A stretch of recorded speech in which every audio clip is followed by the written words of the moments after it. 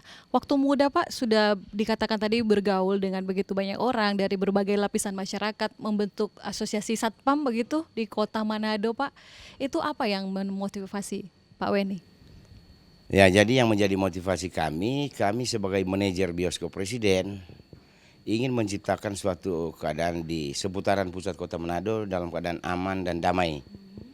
Karena banyak keluhan para pemilik toko dan pengusaha-pengusaha di pusat kota, banyak tindakan-tindakan kriminal pada malam hari maupun siang hari, tapi notabene yang dilakukan oleh orang-orang yang sekelompok orang yang hidup di pusat kota yang notabene ya latar belakangnya nakal. Nah, kami menampung mereka semua, kami memberikan pembelajaran, memberikan motivasi dan lain-lain. Maka kami mendaftar mereka kurang lebih ratusan orang, kami bikin komitmen dengan catatan keamanan dan ketertiban kota Manado di pusat kota harus terjaga dengan baik. Kalau kalian sanggup, kalian akan kami bikin satpam pertokoan dengan gaji yang akan orang tetapkan sebentar setelah kami memanggil seluruh pemilik toko untuk meminta partisipasinya. Dasar berapa yang kami dapatkan itu kami alokasikan untuk pembayaran gaji mereka. Dan itu dapat terlaksana dengan baik dengan bantuan restu dari Polda Sulut waktu itu.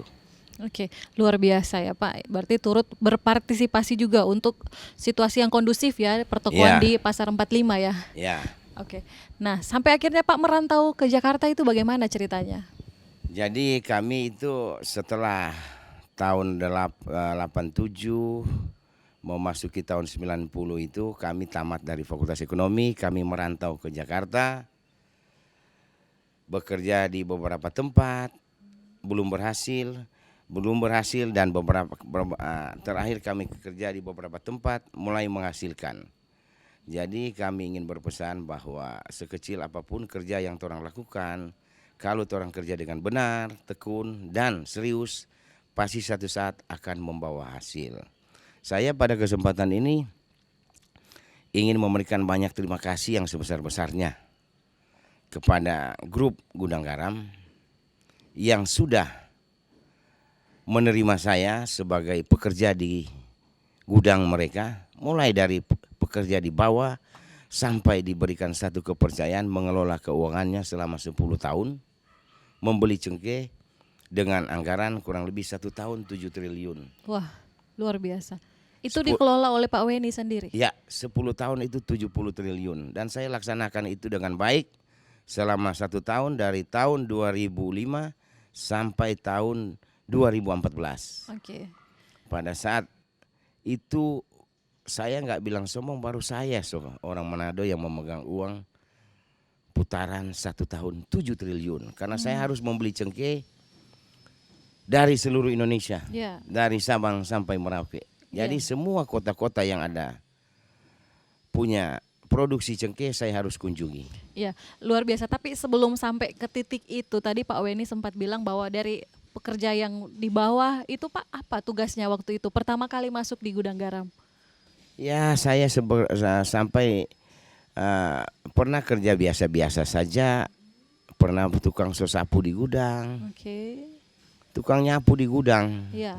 Tapi apa boleh buat, mencari sesuap nasi sampai akhirnya diangkat terus. Itu berapa tahun Pak dari bekerja kasar seperti itu sampai dipercayakan uang yang begitu banyak?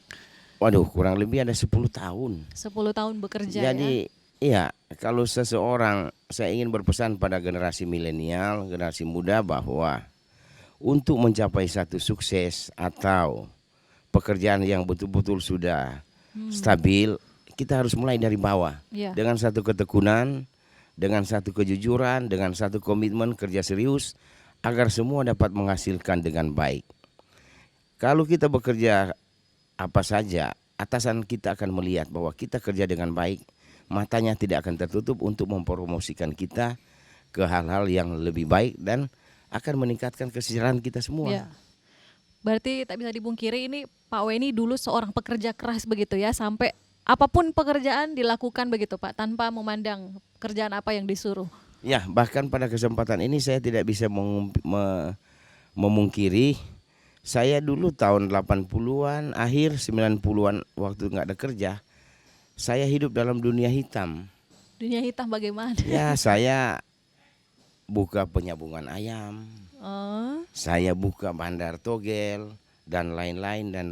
Jakarta ini Pak ya. Di Manado. Oh, Manado. Ya, Oke. pusat kita di Tikalares itu. Kalau ada yang buka kegiatan yang sama di tempat lain, kami suruh tangkap itu. Harus ada cuma tempat satu saya. Ya, cukup Tapi keras. nggak pernah ditangkap polisi Pak waktu itu. Ya, waktu itu kita masih aman-aman saja, masih. Oke. Yang penting kegiatan itu tidak mengganggu. Oke. Ya toh? Mm-mm. Memang luar biasa waktu itu. Zaman waktu itu bukan seperti sekarang. Sekarang sudah era digital, semua sudah serba terbuka, semua sudah transparan. Iya. Kita harus berubah. Dan hal-hal ini sudah saya tinggalkan kira-kira 10 tahun lalu. Karena apa? Saya berprinsip kalau hal-hal uang-uang yang begitu kadang-kala tidak langgeng untuk satu kehidupan. Iya. Kasarnya ada pepatah mengatakan uang setan dimakan jin. Jadi saya harus bertobat karena hidup sehari sudah makin hari makin tua. Oke. Orang bekerja dulu di ladang Tuhan, orang bekerja dengan baik. Dan bagaimana orang masuk dalam dunia politik, orang bekerja untuk kesejahteraan masyarakat. Luar biasa. Sempat berkecimpung di dunia hitam begitu ya, seorang Weni Lumento. Tapi akhirnya sekarang ini kita kenal Pak Weni juga sebagai seorang politisi ya. Kita akan kembali usai jeda pemirsa, kembali mengenal lebih dekat seorang Weni Lumento.